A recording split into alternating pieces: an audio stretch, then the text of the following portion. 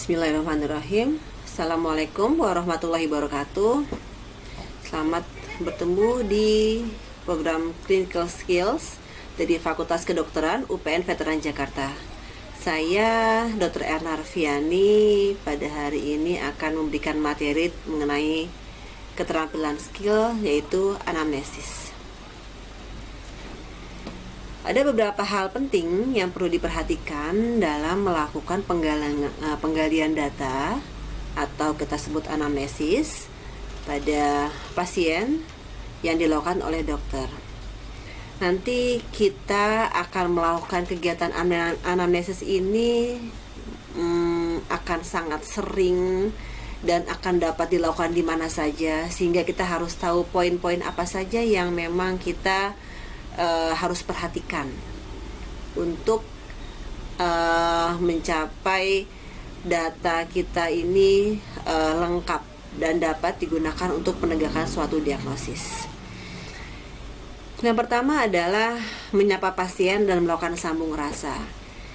Menyapa pasien pada saat pasien datang ke tempat kita mengucapkan selamat pagi Pak, selamat siang, atau selamat malam, atau juga bisa mengucapkan salam dalam bahasa yang lain, misalnya Assalamualaikum warahmatullahi wabarakatuh Pak, silakan masuk Pak, seperti itu. Itu menyebabkan keadaan dan perasaan dari pasien menjadi senang dan merasa diperhatikan.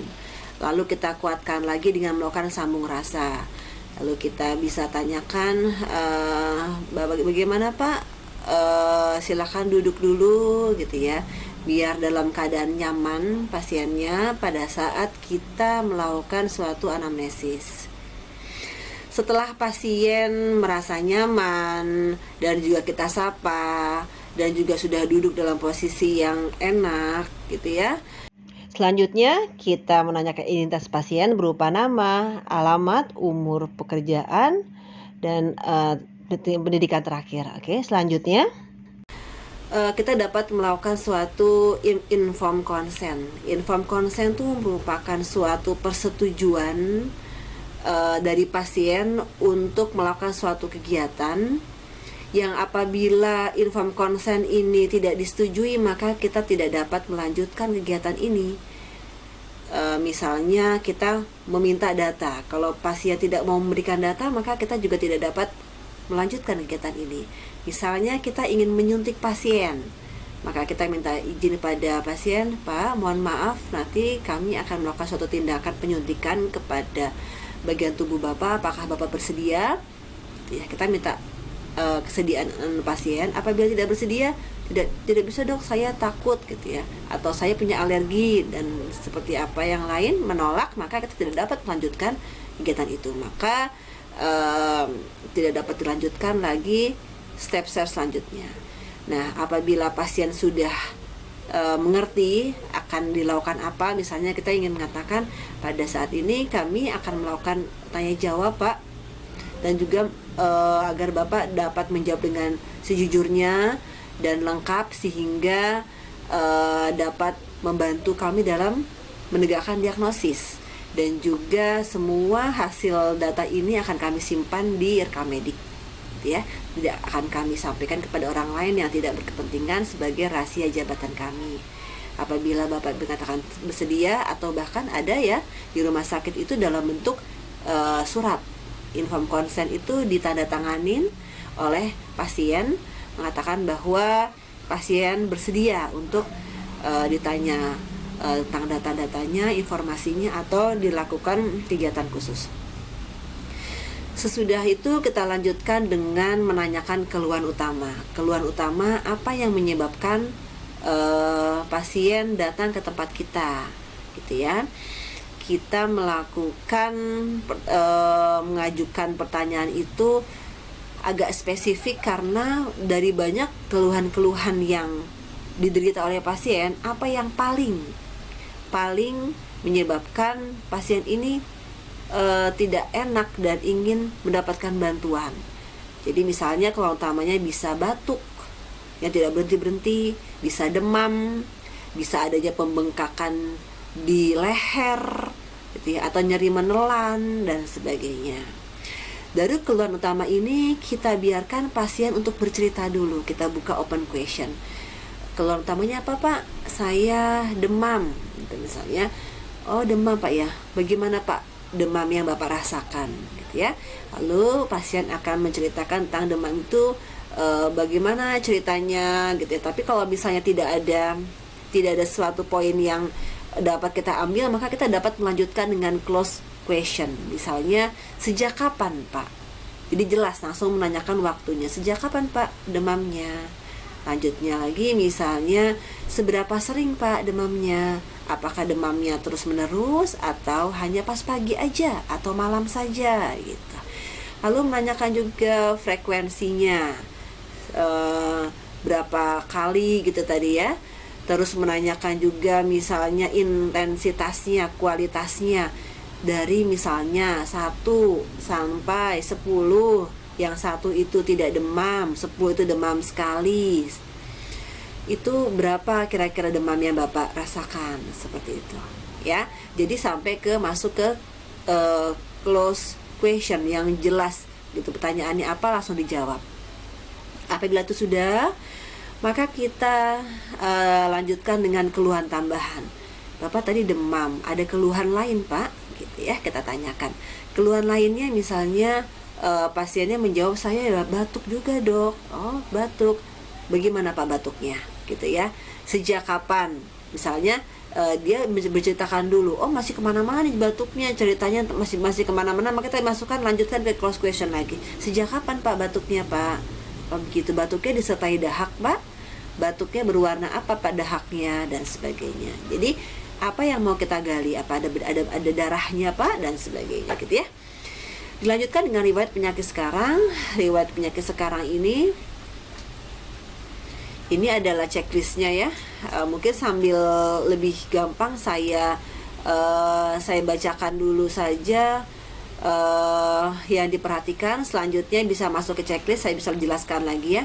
Jadi tadi menyapa pasien dan sambung rasa, melakukan inform consent, menanyakan keluhan utama, menanyakan keluhan tambahan yang diderita oleh pasien. Selanjutnya riwayat penyakit sekarang, itu yang sekarang pasien mengeluh gitu ya. Mungkin ada tambahan-tambahan yang lain gitu ya yang bisa dijelaskan gitu ya. Lalu riwayat penyakit dahulu, pernah nggak mengalami penyakit yang seperti ini juga? Apakah ada riwayat pengobatan gitu ya? Riwayat pengobatan juga ditanyakan. Lalu riwayat keluarga, ditanyakan keluarga sekitar ini ada nggak yang mengalami seperti itu juga, atau nanti ada penyakit-penyakit khusus yang bisa kita tanyakan seperti darah tinggi, kencing manis, alergi dan sebagainya pada diri pasien dan diri keluarga. Sosial ekonomi kita tanyakan juga, karena menyangkut dengan bagaimana faktor itu bisa mempengaruhi dari penyakit pasien. Faktor kebiasaan, misalnya dari cara pola makannya gitu ya. Pola makan bisa mempengaruhi pola istirahatnya, pola bekerjanya gitu ya, dan yang lain-lain. Selanjutnya kita masuk ke tinjauan umum. Tinjauan umum itu ada banyak tinjauan yang kita bisa bedakan di ekstremitas atas dan ekstremitas bawah. Misalnya ekstremitas atas itu dari kepala, kita lihat apakah ada gangguan di kepalanya, ada bengkak, ada nyeri, ada pusing gitu ya, sampai akhirnya di ekstremitas bawah juga. Akhirnya semua data-data tadi kita review lagi gitu ya, kita catat, kita review gitu ya, lalu kita sampaikan kepada pasien untuk selanjutnya kita cross check. Bagaimana Pak? Apakah benar yang saya dapatkan ini datanya, yaitu Bapak datang ke sini dengan keluhan ini udah selesai sampai terakhir. Bagaimana Pak? Apa benar datanya? Apa ada yang masih mau ditambahkan lagi Pak? Seperti itu. Apabila masih ditambahkan, bisa kita tambahkan lagi. Akhirnya semuanya sudah selesai, kita tutup. Bapak, anamnesis pada hari ini sudah selesai. Terima kasih atas kerjasamanya.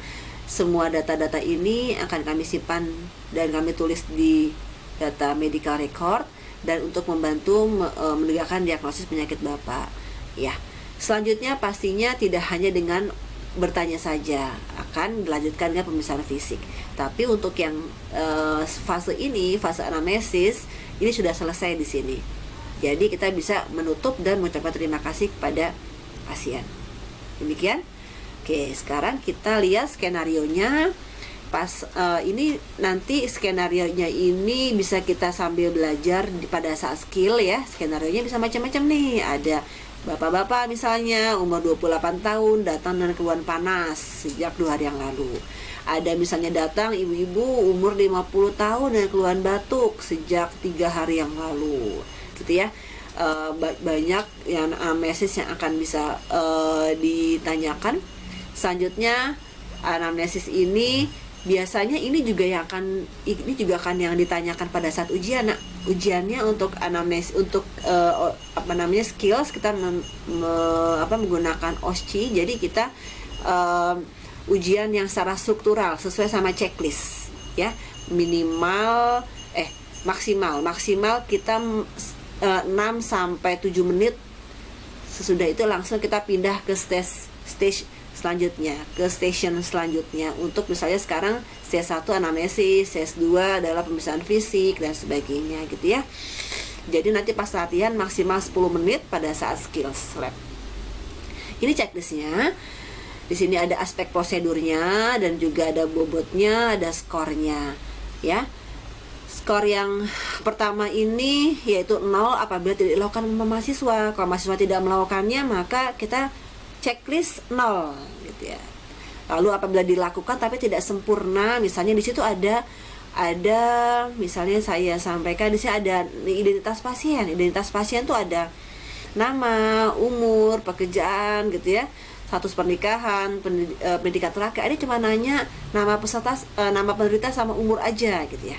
Ada tidak menanyakan yang lain, karena padahal yang ini kenapa alamat diperlukan? Oh, dia entah sosial ekonominya seperti apa. Kenapa pekerjaan diperlukan? Oh, dia pekerjaannya apa? Mungkin kalau dia misalnya dia bekerja di pasar yang padat, dia bisa terkena ISPA, batuk pilek, atau dia kotor, dia bisa kena cacingan misalnya seperti itu. Jadi berpengaruh juga untuk penggalian data kita. Nah, kalau tidak sempurna ditanyakan, maka kami memberikan nilainya cuma 1 di checklistnya gitu ya. Jadi harus lengkap gitu. Oke, untuk yang kedua, checklist yang kedua apabila dilakukan dengan sempurna gitu ya. Ya. Jadi itu ada 0, 1, 2. Apabila dilakukan maka pada saat ujian ini yang akan dinilai oleh penguji skills yang kita sebut dengan OSCE. Ini adalah checklistnya nak. Kita bisa lihat ada pembukaan tadi ya, ada menyapa, memperkenalkan diri gitu ya. Bobotnya 1, lalu membina kesambung rasa, mempersilakan duduk, memperkenalkan diri. Ya. Oke, lalu ada inform consent kepada pasien tadi untuk meminta persetujuannya. Selanjutnya nih, lanjutkan dengan riwayat kesehatan yang lalu, riwayat keluarga, tadi punya penyakit apa, riwayat sosial ekonomi, misalnya dia rumahnya ventilasinya cukup apa enggak, seperti itu misalnya ya. Itu menunjukkan dia ekonominya seperti apa misalnya. Faktor kehidupan misalnya merokok, alkohol dan sebagainya gitu ya. Lalu tinjauan umumnya di kepala, gangguannya di mana nih misalnya, di kepala tadi yang sakit, bengkak dan sebagainya gitu ya. Sampai akhirnya semua kita tanyakan ya. Akhirnya kita bisa menutup anamnesis itu dengan mengucapkan terima kasih dan menulisnya di medical record. Oke, nanti pelan-pelan saja coba belajar, akan dibantu oleh instrukturnya. Pastinya akan perlu latihan, gak apa-apa ya.